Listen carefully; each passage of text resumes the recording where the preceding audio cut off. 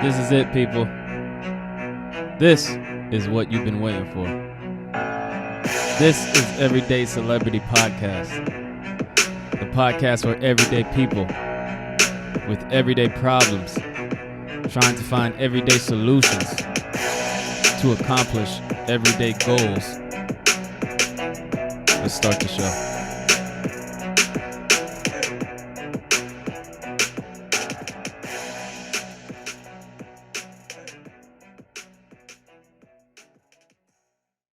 You welcome to another episode of Everyday Celebrity Podcast, number one podcast in Oakland, number one podcast in the Bay Area. And today is a special occasion because we have one of the brightest up-and-coming authors of this generation. No, I'm not talking about Alex Haley. No, I'm not talking about What's that nigga name? Baldwin? Yeah. James Baldwin? Yeah, James Baldwin. But the sky is the limit for this brother. Welcome to the show, Bryson Clark. Thank you for having me, Jordan. Appreciate it. How was your day today? It's been good, man. Typical laid-back Sunday. Beautiful weather. I feel like we're getting like the last of that that good weather before it starts to get cold, and Yeah. so I'm all here for it. All right, so let's dive right into it. You are a author. How many books do you have out? 8. 8? Yep. What was your first book? First book was a children's book about natural hair for black women. It's titled "Can I Touch Your Hair?" I was me and my partner, old business partner, Ola. We were business partners. We had a book publishing company titled Royally Melanated. And under that, Marinated? royally royally melanated. Okay. And under that whole banner, we had we put out 4 books, and then we had a couple other authors who were signed on with us too. But that was pretty fun. So that's when my first book came out. What have you always been into writing?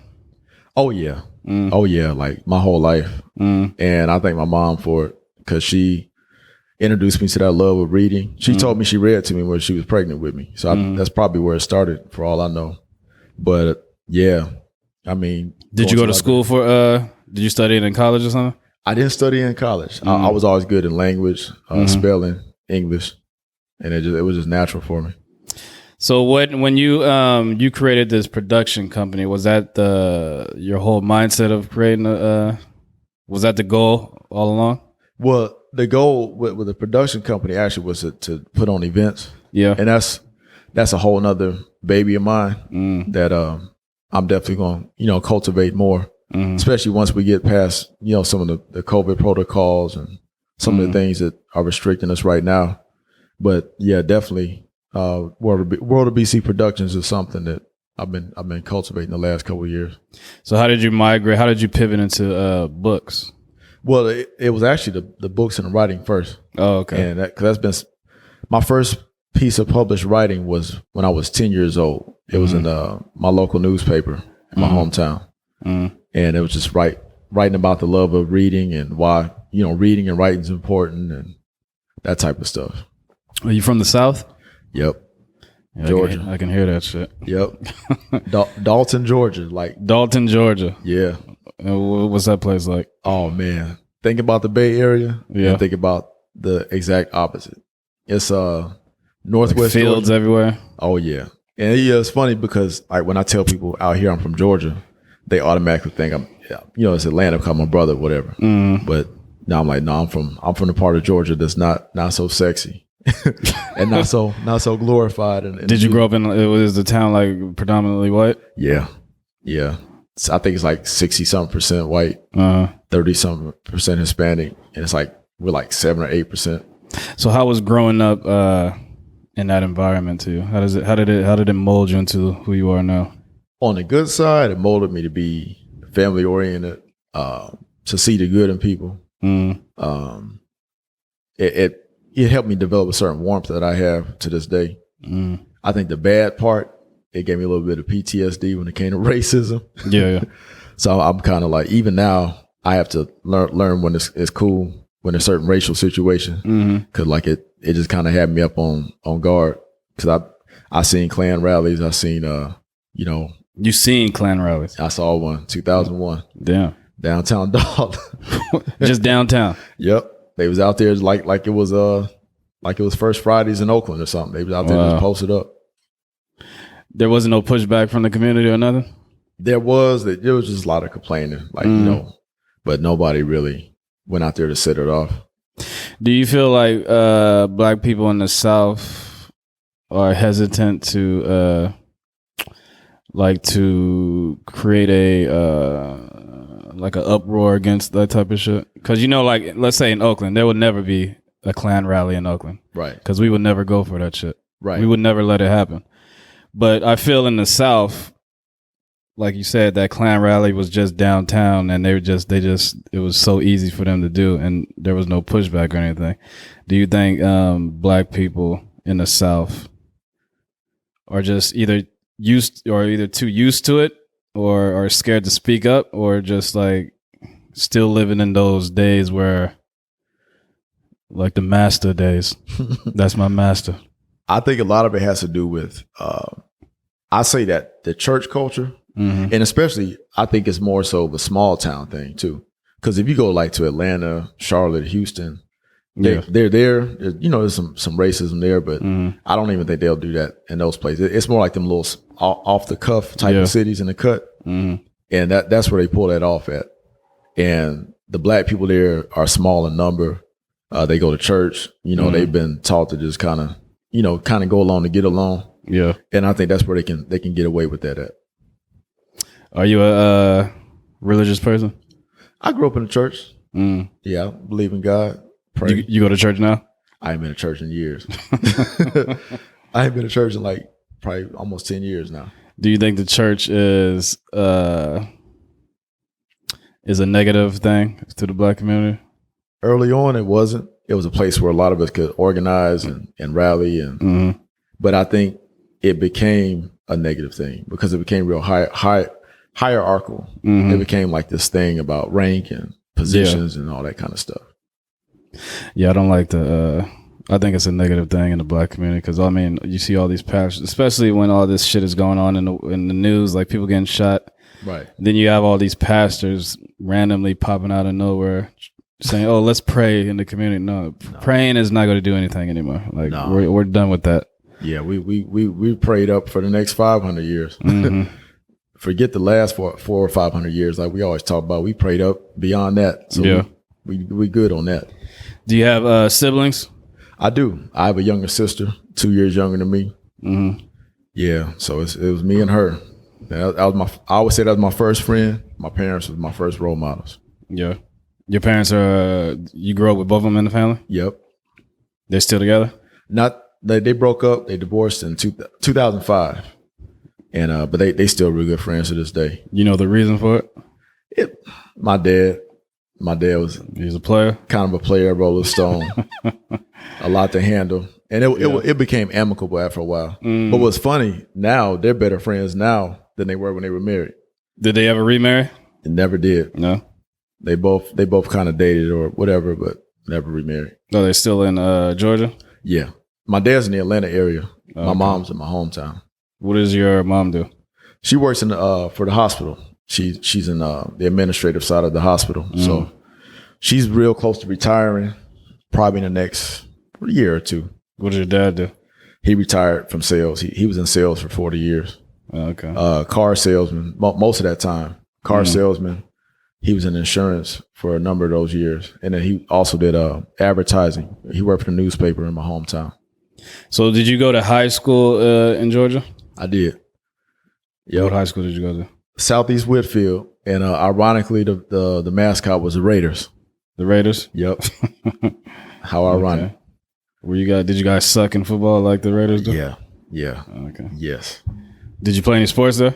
I'm a diehard basketball head. Oh, okay. I wasn't good enough in high school. I sucked, and I was one of them late bloomers. Like I got after high school in my 20s and 30s. That's when my game started to pick up. Like to this day, I'm still a hoop head. Okay. It's my cardio. So after high school, where did you go?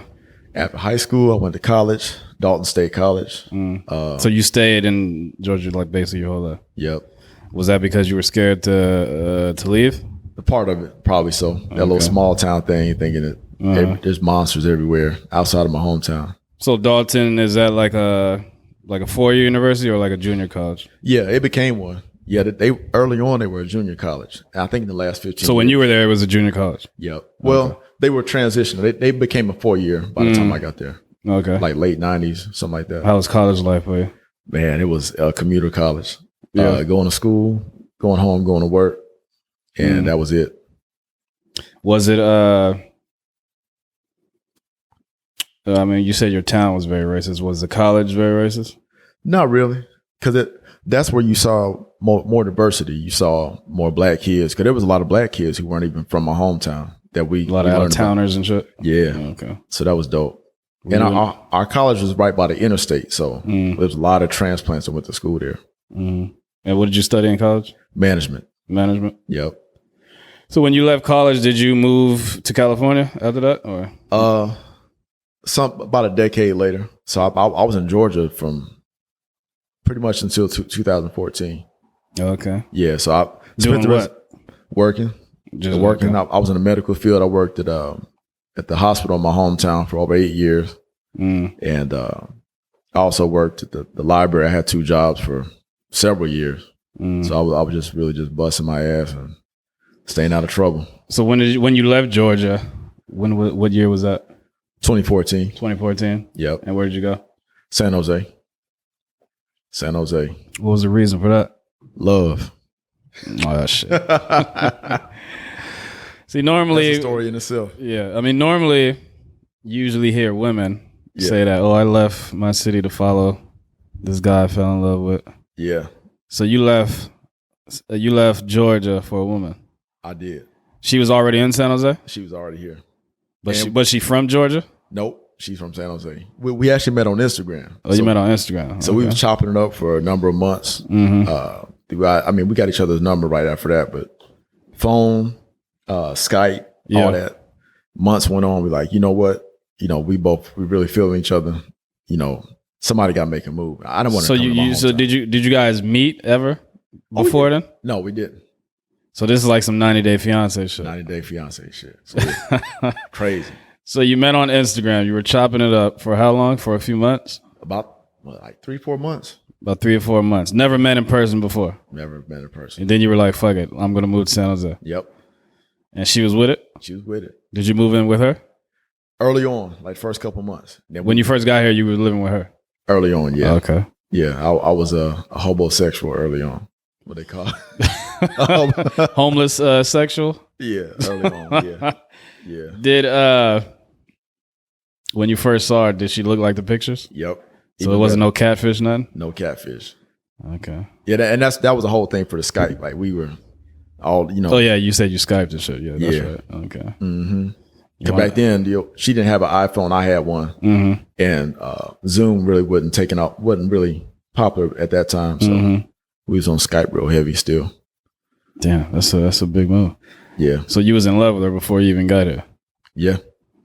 Did she? I mean, she felt the same way. Same way, and it got even stronger once I got here. So, did you when you first got here and started living with her? Did you start seeing things that you made you second guess yourself? No, it was way down the line. Like later on, like we were together for damn near 3 years before we actually broke up and went our own separate ways. And even at that point, it was mutual and all that. And to this day, me and her are good friends. Like, why'd you guys decide to end things?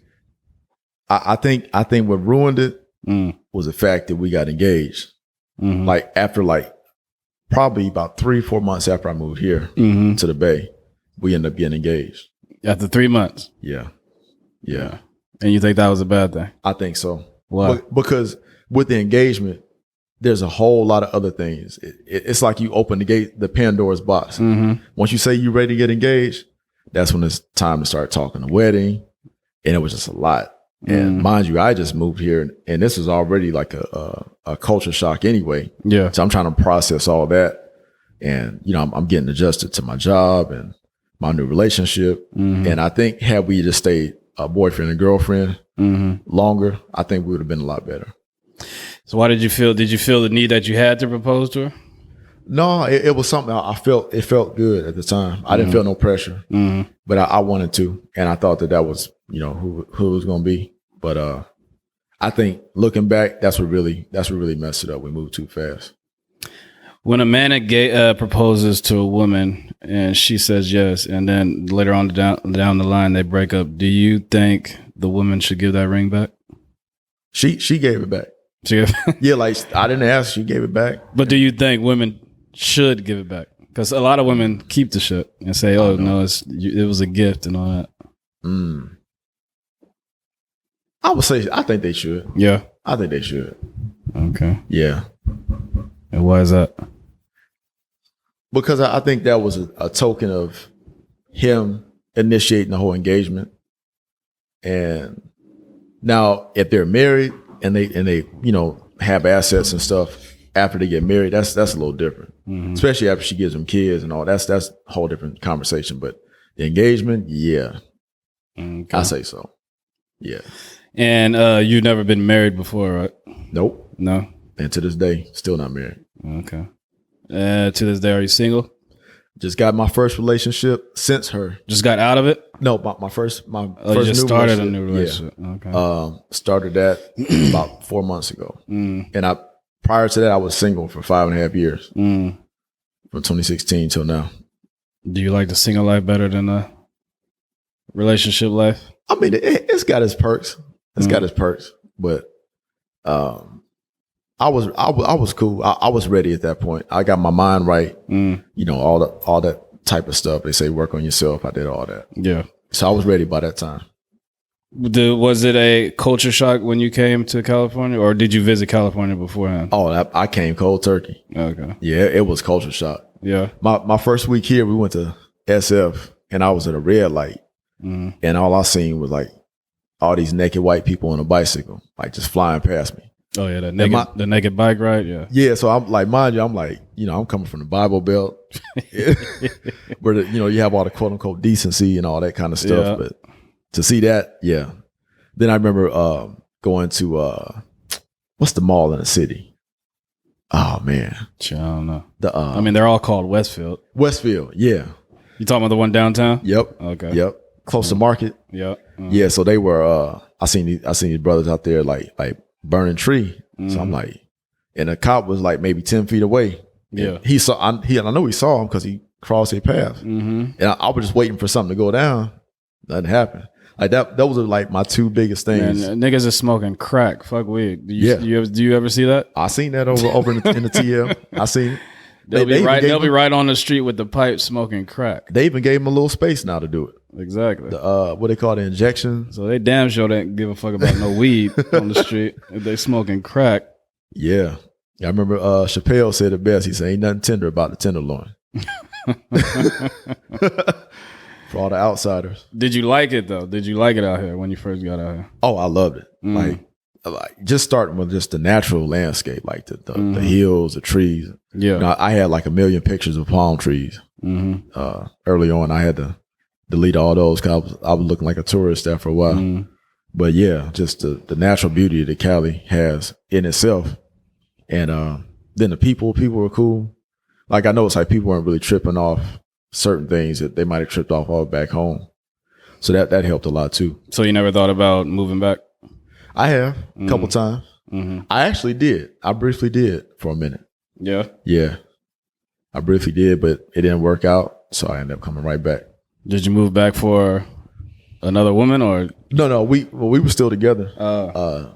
And I was gonna go back, get us established in Georgia. I got homesick. I ain't gonna lie. Yeah. I'm like, should we move to Atlanta? There's more black folks out there. Cheaper. Like I was thinking about all that. And I was real homesick at the time. Did she want to move? She was down. Okay. She was down. So I was like, let me go back. And I was working, some BS type job, temp job. I said, no, it's not. At the time, it wasn't stable enough for me. So I came back, even got my old job back. And everything was kosher once I got back to the Bay. Okay. And we were together for like another year or so after. And then that's when we, ended up breaking up. But yeah. Did you start your company while you were with her, or this was after? Yeah. Okay. Like At the tail end of our relationship, we started. And that's another thing too. I was getting really distracted with, building up the publishing company. And I was just kind of obsessed over writing books and all that stuff. So what made you start a publishing company? It was simple, man. Like at that time, as you probably remember, like 2014, 15, 16, that's when everybody was just starting to kind of wake up. Yeah. You had the Black Panthers was coming out. The Nat Turner movie came out, and we were really, really starting to represent ourselves in media, movies, books, everything. Yeah. And I was on that wave too. The bug. So you saw the need for Black. You noticed that there was a big need for like Black voices. Oh yeah, in media. Okay. Oh yeah, and still do. I love to see it whenever I see one of us do something. But yeah, like at that time, I'm like, man, like I love to write. This would be my first chance to get some books out, and then we just killed two birds with one stone. Was it hard starting it?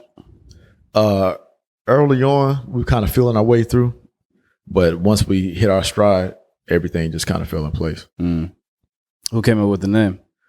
It was we kind of threw some ideas around. Like I wanted to have like a Black centered name, something that spoke positively of who we are as a people.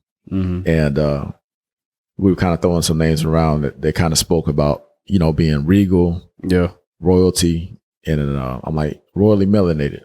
So we agreed on that, and here we are. And it's still going on. It's still going. Yeah. I decided to take a lesser role with the company and kind of focus on my own endeavors probably about 2 years ago. Okay. But me and my partner Ola, we still going strong. He a good dude. Shout out to Ola Akimraluyo. Okay. He back in North Carolina, but that's my guy, man. We got the thing rolling, so we're gonna come out with some more work here in the future too. So you guys put on events and publish books, and what else does the company do? Well, we did it's strictly books, but early on we did our first and only event, and we brought out a public speaker to the Bay Area, to the Black Repertory Theater in 2016, and that was some people may be familiar with the Hidden Color series. Documentary series. I never heard of it. Yeah, but we brought out the creator of that series to speak to the Bay Area crowd. So that was cool. So how many books have, can you name all your books? Yep. Can I Touch Your Hair? No Time for Excuses. Position of Power, and A Birthday Surprise for George Washington. Which one of these books are you most proud of? Position of Power. Because that was actually a novel, like a novel for young adults. It was crazy. That book came out in early 2016, and it was about a young Black football player who really wanted to use his voice and his resources to create change. And that book came out in April, and the whole Kaepernick thing jumped off around like September, August, something like that. So it was just it was crazy. Had we had marketed it the right way, we could have really hit that wave too. Yeah. So which one of your books took the longest to write? Definitely that one. Yeah, because it's a chapter book. So yeah. Where can people find these books? On Amazon. Yep. Royally Melanated. Okay. All you gotta do is type that up, and all those titles should pop up. So all of your books have like a certain theme, basically about like Black people and shit. Oh yeah, yeah, Black folks. And then No Time for Excuses. It's all Black characters, but the main character was a dog named Excuses, and that's kind of like an allegorical thing, like teaching What's that kids. About? Just kind of teaching kids about not making like a million excuses for things like accountability, and so it's got a lot of like a lot of hidden meanings to it. The dog's name was Excuses, and its owner was a little Black boy, and over time, as a boy got older, he didn't have time for excuses. So it was like he let him go, and he gave him away because he didn't have time for excuses. So it was kind of like a double meaning. But in the meantime, we wanted to show kids, hey, you don't have time for excuses, because especially as you get older and go through life, excuses is something that you won't be able to get by with. So let's talk about. I believe it's. I think it's your new book. Yep. The Clapping in Mama's Room. Yeah. Explain to the people, where did you come up with this storyline, and what it's about? Man, it's my own wild ass humor. I have like a crazy ass sense of humor, man. Like, and on top of that, I wanted to rock the boat too, because prior to that, everything that we had done was real, cuddly and safe. And as you see, like, you look at the marketplace now, a lot of books that are written for our kids are like that. Yeah. And understandably so in a lot of ways. It's for kids, right? But I wanted to kind of push the envelope to the point where it's not vulgar, but at the same time, it's very suggestive and very edgy. So the kids will get some sort of lessons from it, but the adults will be like, damn, it'll resonate with the adults too. So it's a book meant for kids, but adults can enjoy it as well. Yep. Okay. And of course, it's illustrated and laid out for kids. But, I do put a disclaimer out that it's got some mature content, just in case some hall monitors come after me or something. And what's it about? So basically, I Hear Clapping in Mommy's Room is the second book in my Ba'Quan series, and I'll get to Ba'Quan in a second. But I Hear Clapping in Mommy's Room is about a little boy who has been subjected to traumatic experiences in his household. Nothing happens to him directly, but it's just like the choices that his mom makes affects him indirectly and could very well affect how he moves as an adult. As he gets older, he's like, well, I heard mommy clapping in her room, so I guess this is how it always happens, right? And it, that could open up the door to all types of other types of behaviors and whatever. So when you're saying clapping, just make this clear to all the people who don't know what the fuck clapping is. You talking about his mom is in there fucking? Hell yeah. Okay. Getting her cheeks beat. That's where the clapping came from. Yep. Is the mother an escort, or she's just a normal woman? Just a normal woman. Okay. Love and the kid is just hearing it and is traumatized by it. Yeah. And there's like a different dude that he sees every day of the week. Sometimes two dudes. Okay. So it's like in and out of the room. So.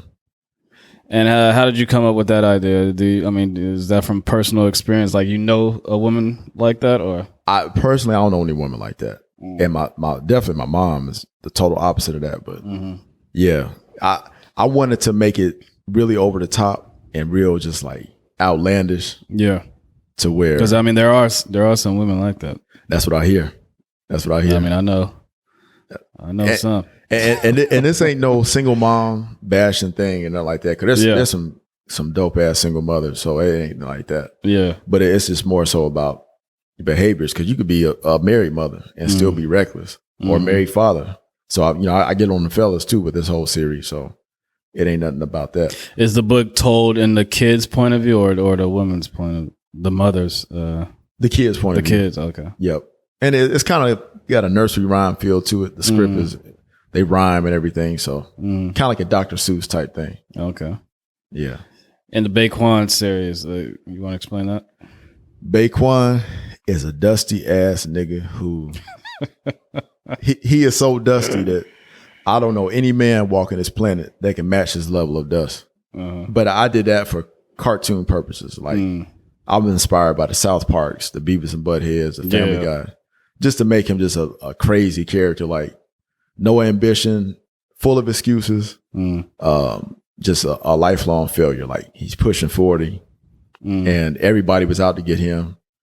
All of his baby mothers, they trapped him. He has aspirations to still be a rapper.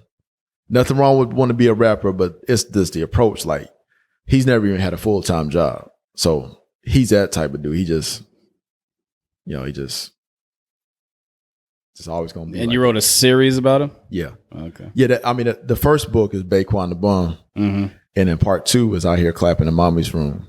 And I have 2 more books coming down the pipe. So that 2022 first quarter, those will be dropping. So Clapping in Mama's Room and Ba'Quan the Bum, how do they link to each other? Ba'Quan, to give a spoiler, Ba'Quan is one of the last. Ba'Quan is the last dude of the week to show up in mommy's house. Ba'Quan is so dusty that mama's like, nah, I'm scared straight. Not even I can handle nothing like that. This nigga's dusty. I can't do this. So I need to get right with the Lord. Cause he was so dusty, he showed her the error of her ways without even trying to. Okay. He shows up at her house and like, no, I can't even do this. And you're working on the third part of the series? Yep. And what's that going to be called? Ba'Quan's Great Escape. Ba'Quan's Great Escape. Because of Ba'Quan's life, his life is a mess. He has to figure out a way to escape. So he uses chemical assistance to escape it. Have you ever shopped these books to like, I don't know, TV companies? Not yet. No, not yet. You plan on it? Oh yeah. They're still fresh off the presses. So yeah, that's definitely the plan. Okay. 2022. Okay, for sure. Who was your favorite when you were growing up? Who were like some of your muses? Oh man, when it comes to children's books, definitely there was a guy named Ezra Jack Keats, Keats, and he was the first dude I saw.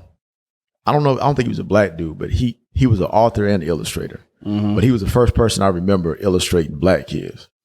And there was a book called Goggles. There was a book called High Cat. He had a whole bunch of books, and they were centered around these two characters named Peter and Archie. And it came out like in the early 70s in New York. So there was like black and Hispanic kids and everything. It was kids of color. Yeah. So they all had big old afros and dashikis, and it was cool. I was like 4 or 5 years old, and it just hit me right in the face. Like, man, like these kids got afros in this book. So it was cool to see that. Another one definitely was the author of the Berenstain Bears series, because they always had, crazy, funny little titles and everything. And there was always black? No, they weren't. They were a married couple, I think. Jan Berenstain, and I forgot her husband's name, but they had like a whole bunch of different books. Okay. And one of my muses as far as illustrators is this guy named Kadir Nelson, black dude. And you've definitely seen his work. He illustrates for, I want to say the New Yorker, the New York Times, one of those like New York publications. He does like what, comic type shit? He just does like the one pager type thing. Oh, okay. But if you're familiar with the Drake album, Nothing Was the Same, where he has the clouds in the background, he did that. He did one of Michael Jackson's greatest hits, like albums. He's done a lot of stuff. He's done like a lot of political cartoons. One of his other famous works is that one where it's a black man and he's holding a bat, and he's got like these little black boys around him, and he's got a suit on, basically showing like he's like their mentor, and he's going to show them how to play baseball. So he's got some real dope work. Okay. And one last one that I can think of right away is a guy named Ernie Barnes. And did you ever watch Good Times? I mean, I didn't watch it like, yeah, you could basically, I watched a couple episodes, but it wasn't like a show that I like religiously watched. Yeah. That was probably before both our times, but like I remember at the end of the show, there was always this painting they would always show, and everybody was in this club just getting lit, like turned up. Oh yeah, you talking about the painting that's like every black family has in their house. It's like everyone in the background is dancing and shit. Yeah, I know what painting. Yeah, because my mom has that same fucking painting. Yep. So he's the person who painted that? Yep. Okay. Yeah, he's done like a lot of other dope stuff too. That's a famous painting. Yeah, and I think Marvin Gaye used it for one of his albums too.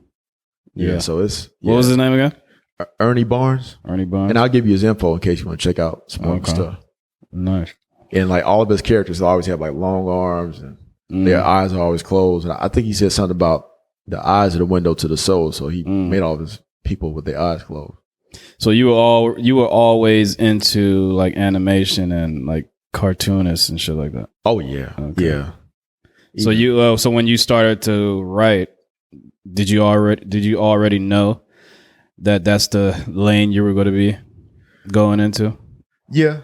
Yeah. I wanted to start off in the lane with the children's books. I know for starters, it's easier to kind of get rolling because it's not as long. And also you can kind of frame narratives and you know, have an impact on the youth. And then I also want to do things for adults, for grown people too, because you can really put yourself into it as a grown man, and you can give them that mature content that they want. What's the process of publishing a book? The process definitely starts with, you know, of course, the manuscript, you know, just writing out the manuscript, getting it edited, getting your books properly formatted. And with the publishing, there's more than one way to get it done. You can go through a publisher. You can go through it independently. And what I like to always say is the best way for me to put it in a picture for somebody, I compare the book game to the music game. Cause like, I mean, it's the same thing. If you're an artist and you have music, if you have mixtapes or whatever albums, you could either do it independently and have it pressed up, and you know, it's going to cost you a whole lot more on the front end, but the back end, the rewards are a lot better. Or you can sign with a major and they can do all the legwork for you. And, you know, we hear about the 360 deals and all that kind of stuff, but yeah, the publishing game is real similar.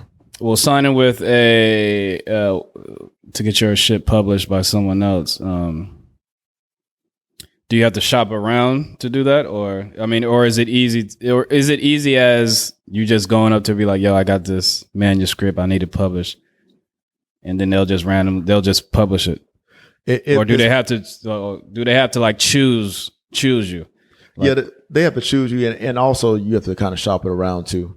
And I think the best way to help you get a leg up with that is to hire a literary agent, like somebody who can actually, you know, get in those rooms with you to negotiate deals and get signed on with a major publisher. Do you publish all your books independently? Yes, so far I have. Okay, but I'm not opposed to signing with a major. Not opposed. If the terms are cool, I'll go with it. What is like a ballpark cost of publishing a book independently? Independently, Amazon has made it super cheap.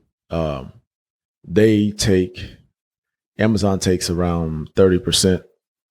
I think you have like a 70% commission off of every book. So they take their cut, and there's no cost up front through Amazon. So you have a manuscript, you can just go to Amazon and be like, yo, I need this published, and they write it all up? Well, you have to have everything together first, your manuscript. You have to have it, you know, edited, formatted, your covers and all that kind of stuff. Or they can design one for you. Oh, damn. I don't know but if you do it independently, you know, it's a little bit more of a tedious process. The Amazon way, is it just the digital form, or do they like do physical books? They do physical books too. So they'll do physical books for you. Yep. Yeah. The only downside from what I found is that you don't really have access to that database. And that's important. If you have any type of offerings online, business services. So it's basically like owning your masters. You don't own your masters. Pretty much. Well, and with the physical books, you still do. But with the digital, like the Kindle books, you don't. Yeah. You can eventually like wiggle your way out of it. But they own that. So it was like a couple hundred to go to Amazon route, or is it cheaper than that? It's way cheaper. Yeah. It's almost free pretty much. The real leg work comes like prior to Amazon, you know, getting all your book and everything ready and formatted. And you said hire a what did you say, a literature? A literary agent. And so they just go around and shop your, okay. Yep. And also they can help you with press too, to promote your book, and even sometime even placement, you know, to help you, you know, get a Barnes and Noble thing or whatever. Yeah. So they do a lot of work. They're basically a publicist, pretty much. How do you feel about when people they come out with all these books, right? And they say, "Oh, I just wrote a book," but they're basically just sitting there talking, and then someone else is writing the book for them. How do you feel about that? For someone who like actually writes the book, how do you feel? It's crazy. When I was, you know, early on, the writer in me, I kind of cringed at that. But then, now that I understand the power of influencers and celebrity and things like that, I get it. And I get that people that are in a certain position may or may not have the time to sit down and actually write a book. So they have somebody write it for them. And also, if you really really want to get into semantics, the very meaning of the word author is just you're just authorizing your written work to be out. So they're basically the authority on what's being put in that book. So essentially, they are an author. Okay. So I mean, I ain't mad at they hustle. Well, I am. Yeah, because I think it's some bullshit. Like when someone says, "Oh, I'm a New York Times best-selling author," yeah, but they didn't write the book. They sat down with somebody. Yeah. Gave him like, oh, my life story, boom, boom, boom. Gave him like 3 things, and then the person who's writing the shit takes those 3 things and come up with a whole fucking book. Right. So yeah, that I can see that. Now one person I'm really rooting for is a ghostwriter. That's what I really want to get into, that ghostwriting space. Yeah, because there's a lot of people who. So you want to be the person who's writing the book? Yeah, and the person talking to you. Yeah, that'd be dope. Is that good money in that? Oh yeah, because you have to go through all types of NDAs, and they're gonna pretty much pay you to stay quiet. So just like music, especially rap. Yeah, that and R&B and all them other genres, it's not so much, but in rap, we've heard rumors about ghostwriters. Do you get a? Let's say you go to ghostwriting route as far as books are concerned. Do you get like a percentage for like, because music wise, how when a producer makes a beat for somebody, or not even a producer, like a fucking a person who co-writes the song, every sale of like the song, they get like a check every time that song is played or some shit like that. Is that how it is in the book world? Well, and that with ghostwriting it's just they pay you off top. It's like one flat rate. Okay, and that's it. Especially since your name ain't in the credits or anything like that, so there's no way to really, unless they give you some sort of backdoor deal as a residual. But most authors ain't gonna do that. Yeah, I would imagine they wouldn't. Okay. Have you ever had a time where you were working on a book or any type of writing you were doing and you had writer's block? Yeah. And how did you get over it? It's funny. I read a book by Russell Simmons a long time ago called "Do You," and Russell. You can feel free to take a shot. Whenever you want to. Yeah. So one thing, I remember taking away from that book. Russell was talking about how if you ever have an idea, you could be out in traffic, you could be anywhere, wherever you are. If something hits you right away, you gotta write it down. You gotta write the vision down. And you have to write it down right away, or you may lose that idea or that inspiration. And I took that. Like, there could be some times where I'm writing a whole manuscript and I get writer's block, but there may be a certain little blurb or a paragraph that may come to me right away. And because, nowadays we have the technology, we have notepads on our phones, I'll just jot some things down real quick. And whatever ideas are there, later on I can piece them together once I'm out of that funk. And I compare writer's block, like they say in basketball, if you go through a shooting slump, you got to shoot your way out. There's no other way to really get out of it. Yeah. Keep shooting. Same thing with writing. Whether it could be 2 or 3 sentences and later on you'll be out of it.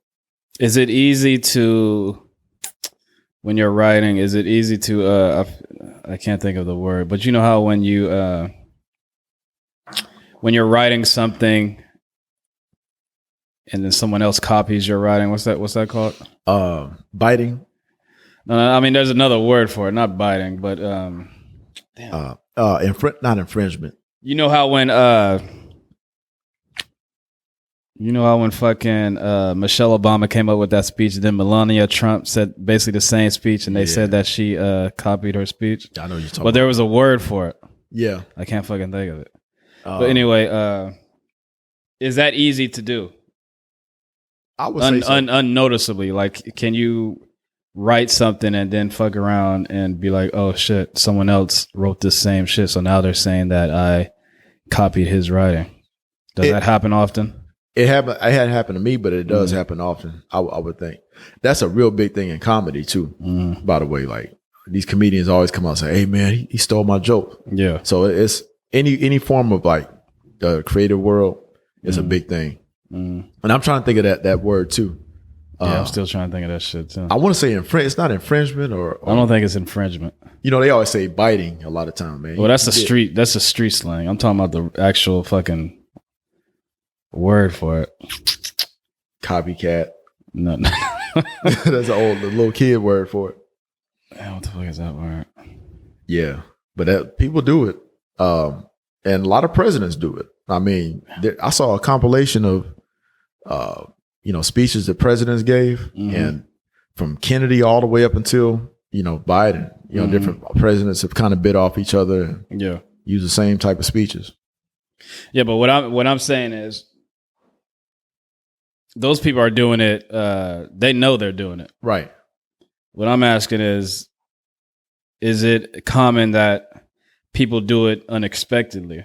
Like, oh, I didn't know. Oh, yeah. That this shit sounds so similar to what you were saying. You know what I mean? Yeah, I could definitely see that because, I mean, even though we're all individuals, after a while, I would like to think that our thoughts or the way we express ourselves may be eerily similar. So I can definitely see that happening. Yeah. Yeah. Okay. Definitely. How do you feel about you? I mean, are you familiar with, I'm pretty sure you're familiar with all that whole Dave Chappelle shit that was going on? Yeah. Oh, yeah. How do you feel about that? Yeah. Comedy, I feel like that's the last place where you can be politically incorrect, so to speak. I think comedy should be a space where you can say anything about anybody. And the fact that so many people, I guess, are kind of nitpicking on what people say. I mean, come on, man. Like, it's just jokes. So you don't think he did anything wrong? No. Okay. No, he wouldn't say anything about harming them or destroying them or anything like that.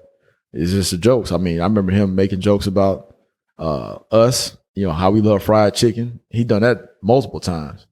And like he said, like, the execs, they allowed him to say nigga all day. But if he say other words, then it's a problem. But do you think woke culture only happens to, because to me it feels like this shit only, like the cancel culture only happens to black entertainers. Yes. And do you feel the same? Yes. Particularly black men. Like black men, I think we get canceled at a high rate more than anybody. Like, especially if you're a black man, you're unapologetically black and you don't mince your words and you're proud of who you are. Yeah. We like the biggest targets because other people say stuff and they get away with murder. Well, not even say stuff, like they do worse shit. Like Woody Allen, you know who Woody Allen is? Oh yeah. This nigga molested his stepdaughter and married his other stepdaughter. Yeah. What's the other? And when you walk around New York, he's considered a god in Manhattan. Yeah. To this day. He be at the Knicks game like ain't nothing going on. Yeah. And how come cancel culture hasn't canceled him? Yeah. And, that's like the other filmmaker. He skipped the country years ago. Is it Scorsese? Scorsese, what happened to him? What'd he do? I want to say the wrong name, but one of them dudes was doing the same type of stuff. Well, Martin Scorsese is still making movies right now. Okay. The nigga just did, I think he did Wolf of Wall Street, I believe. Wow. That was a dope movie. I think that was whoever went to Europe, like somebody went to Europe like way back in the day because he was doing like some creepy shit and they haven't said nothing to him. They haven't tried to extradite him or nothing. Harvey Weinstein. Yeah. I mean, the nigga's in prison now, but I mean, motherfuckers knew that he was doing that shit way before he went to prison. Yeah. He wasn't canceled. Yeah. Who else? Fucking the dude from Seinfeld, Kramer. Saying nigger and shit. Yeah. Look at that nigga wasn't canceled. Well, Ben Roethlisberger for the Pittsburgh. Ben Roethlisberger, raped the bitch. They said he did it like 3 times. Yeah, he ain't canceled. He's still playing. And they gonna let him just rot on the field. They gonna put him in the Hall of Fame. Yeah, he an old man in football years. How come y'all ain't cancel him? Yeah. But you want to cancel Dave Chappelle because he was basically what he was saying, and a lot of motherfuckers didn't even watch the full show. Right. They're just saying, oh, they're reading the text on social media, and they're like, oh yeah, but not even doing research. But what Dave Chappelle said was that he doesn't think it's right that the LGBT community doesn't stand up to fucking like where were they at when black people were getting shot and killed? How come they don't make statements? Yeah. How come they don't make statements when all this other shit is going on? But as soon as someone says, call someone a fag or some shit like that, all hell breaks loose. Yeah. Like the baby, when the baby, you know about the baby story? Oh yeah, when he was on stage. When he was on stage talking about, yo, if you're glad that you don't have AIDS, you know what I'm saying? Clap. Yeah. I mean, nigga, I would have clapped too. Nigga, yeah. I'm glad I don't have AIDS. Yeah, me too. Shit. I mean, because there's heterosexual people who got AIDS. So like, yeah, exactly. They just, I mean, some of them just kind of jump to conclusions. Like, yeah. And you don't even know if that nigga was going through a mental problem. See, all these people are hypocrites. They talk about, oh, we value mental health and all that shit. How come you didn't stop and think that, okay, maybe because it's out of his character to say that shit on stage. He never did it before. Right. So it's out of his character. It's something that he's never done. So basically, you should say, okay, well, this is not his behavior when he performs. So maybe he's going through like a mental situation. We don't know his life. Right. And all these people who keep on saying that, oh, we believe in mental health this, mental health that. That's the new thing now. Right. Everyone's have mental problems, mental health. How come you didn't say, oh, maybe this nigga has a mental health problem, so we give him a pass, like we want to dig deep into what the fuck why did he really say that? I'm gonna say this too. Like, they were just off the top. No, let's cancel this nigga. And he lost so much money, and he's a black man, right, with kids.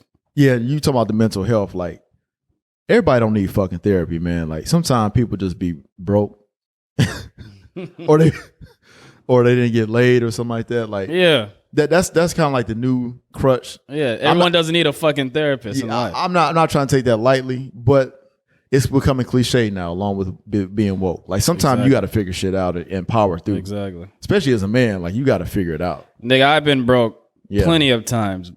Shit. I only have enough to, and then I had to think of what bill to pay. Yeah. That doesn't mean I need a therapist, nigga. That just means, get it together. Yeah. Yeah. And just because you're fucking sad that, okay, I'm living paycheck to paycheck from this week to this week, doesn't mean I need a therapist. Right. That just means, nigga, I don't make enough money, so I got to cut off some. I got to cancel this Netflix. Yep. I got to cancel this so I can start living within my means. That doesn't mean you need a goddamn counselor. Yeah. But you let some of these talking heads in media say that, hey, have you had therapy lately? That's like kind of a big thing on podcasts now. Like, I bet, hey man, my day was cool. Like, I can imagine if you was another host, you'd be, oh, have you thought about having therapy? No, I just had a bad day. No. No. This girl, this reminds me of something. Like, this girl, right? We were, she was texting me, right? Because she wanted help with launching her podcast. Yeah. And she asked me, I was like, okay, well, I have a company, so you can either sign with my company and all this shit that I do for you is free. Mm-hmm. Or you can hire my company and we can produce your podcast and you can do with it and we'll hand it to you and you can do with it whatever you want to do with it. Mm-hmm. And then she got mad at the fact that I told her that. She was like, oh, well, basically what it was like the privilege type shit. She was expecting it for free. Like, this pretty is privileged. Yeah. This is I have a business. Like, this is not no free shit. And then after that happened, she texted me a random shit saying, "Oh, FYI, this is why you're single because you have bad energy." I was like, "What the damn, damn?" And I was like, "Yo," I just laughed about it. I didn't even respond, but that statement alone is like when I basically kind of like what we were talking about. About the mental health shit. Yeah. Like, no, I don't. I'm single because I choose to be single. So there's nothing wrong with me. I'm like, oh, you're a 40-year-old. You're not married. How come you're not married? Right. No, because she doesn't want to be married, or I don't want to have kids. Right. Like, people think you have to, like, just because you don't go with what society is telling you something is wrong. That's for sure. Yeah. I mean, like, even with me, like, I spent 5.5 years single. Like, I wasn't in a rush to be in a relationship, or I wasn't sad because I didn't have a girlfriend. It just organically happened. Yeah. We met and here we are. But, you know, like you said, people feel like they got to subscribe to certain norms or whatever. But nah. So yeah, and that's the reason why I wanted to interview, because of the titles of your book. Like, no one would ever think to say, "Oh, to write a children's book with that title. I hear clapping in Mama's room." Yeah. Like, people would be too afraid. People would be too afraid to say that shit. Yeah. Especially as a title of a book, and say it's a children's book. Right. And so I do commend you on that, and that's one of the reasons why I wanted to interview.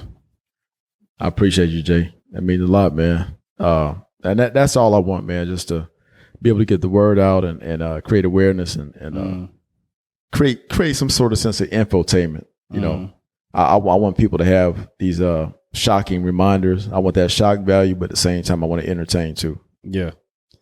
Do you think the reason why you are so comfortable with the shock value is because you're 100% independent, or because that's just how you are?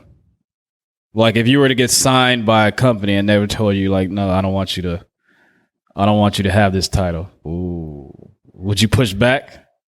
Ooh.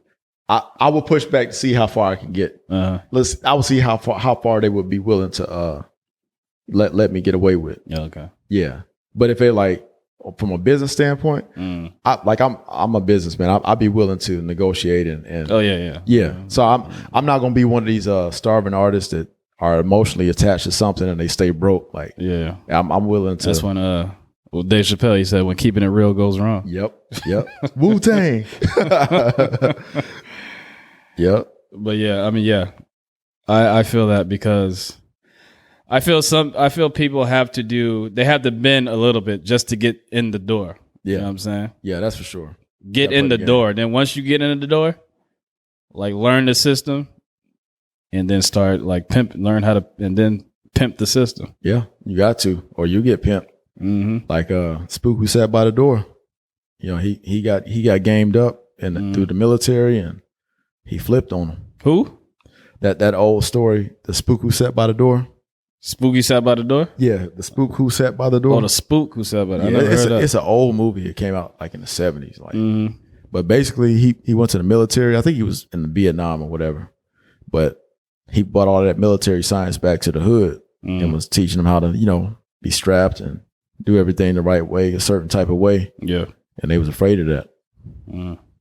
That's what happened with what's that guy, Chris Dorner, a few years ago. He was a cop and he didn't like what was going on. Oh, you talking about the dude who shot? Yeah. Yeah. Some niggas think of him as a hero. Yeah, some do. Yeah. Yep. Just depending on who you ask. But, you know. Yeah. So when is this your new book that you're working on? When do you have an end date to when it's going to be out? February. Yeah. It's going to be out to buy and everything. Yep. On Amazon. Yep. Is Amazon the only place where people can get your shit? For right now, we're tweaking the website and having that available to where people can go there as well. You don't have hard copies? Not right now. No. But they're available though to order for sure. Oh, so you can order a hard copy of the book through Amazon? Yep. And they just print it out and just sell it? Yep. Yeah, I need to get on that. Yep. So that's who my distribution is right now until I decide to create my own situation. And where do you see the company, or where do you want the company to be in like the next 5 years? In the next 5 years, I would like to get into animation, possibly film. That's a whole nother beast. I'm a big fan of all, filmmakers that do what they do, but I don't want to bite off more than I can chew.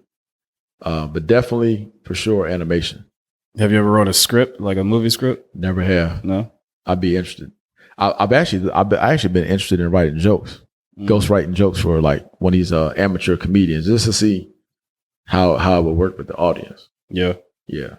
Okay. I may have to pull up the Tommy T's and see if he needs some jokes. All right. So if you were to give these up and coming people, these authors, some advice on I don't know, just like creating books or whatever. Give them 3 things that they should know off top? Have a concept, have consistency, and have creativity. 3 C's. In no particular order. Creativity, consistency, and concept. Well, which technically would be 2, because concept and creativity can go hand in hand. And why are those 3? Why are those your 3 most important? Well, with the concept, to me, that is going to give you the foundation, like building a house. If you have a concept, then you can build on that, and you can tweak things as you go, change things or whatever. With the creativity, that's going to be the spark to keep everything going. When you may or may not have a good day, but if you have that creative spark, you'll be able to stay prolific throughout your writing career.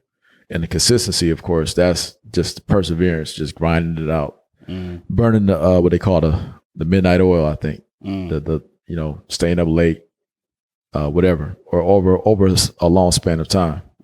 So with those 3 C's, man, you can't go wrong. Okay.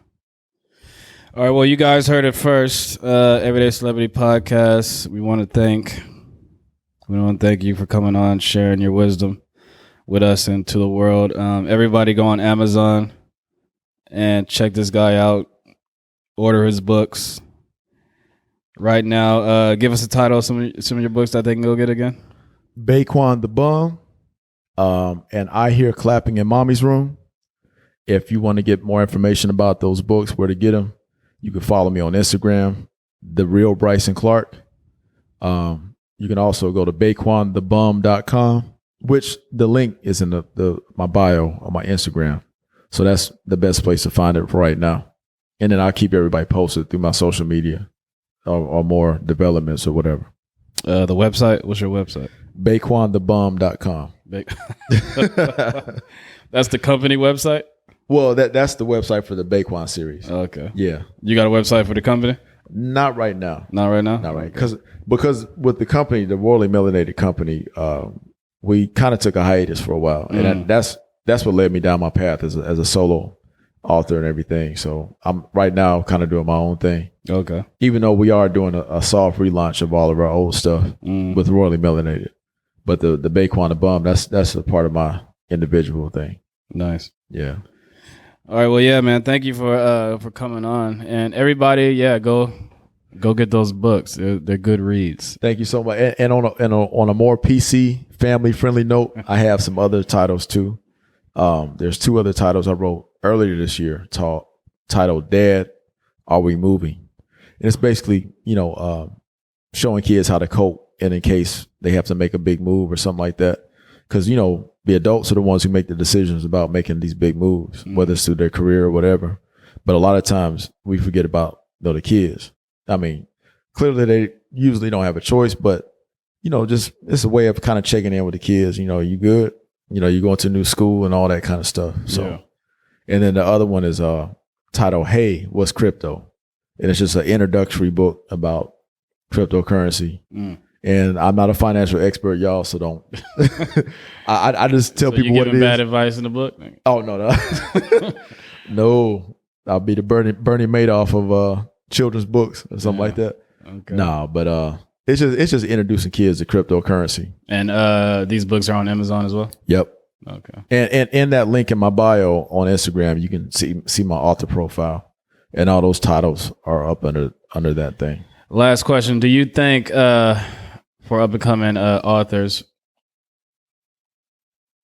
do you think they should go the independent route or the seeking the other being signed? I think it depends on your situation. If you have the resources, I would say go independent. If you have the money, if you have the know-how or the connections, definitely stay independent as much as you can. But if you don't really quite know where to get started, definitely you want to have a machine behind you.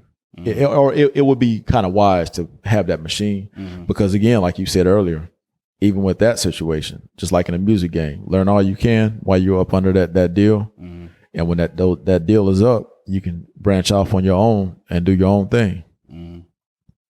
Okay. Wise words. Any last words? Man, it's an honor I've really been looking forward to doing something like this. I've been doing a virtual thing for like the last year and a half with other people, people I've collabed with, but definitely nice to be in person with somebody who took the time to let me, say my story or whatever. So it's dope. All right. It's Everyday Celebrity Podcast, and we are out. You.